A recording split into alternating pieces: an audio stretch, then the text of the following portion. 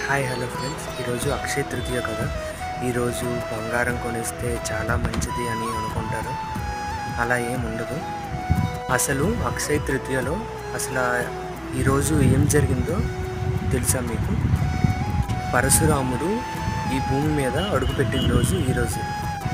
ప్రాణ స్నేహితుడైన సుధాముడు ఇంకా కృష్ణుడు కలిసిన రోజు కూడా ఈరోజు. గంగామాత భూమిపైన అవతరించిన రోజు ఈరోజు. వేదవ్యాసుడు విఘ్నేశ్వరుడి చేత మహాభారతాన్ని మొదలుపెట్టిన రోజు కూడా ఈరోజే. ఇంకా ఎన్నెన్నో ఉన్నాయి. పాండవులకి అక్షయ పాత్ర దొరుకుతుంది ఈ రోజు నాడే, అందుకే అక్షయ తృతీయ అంటారు.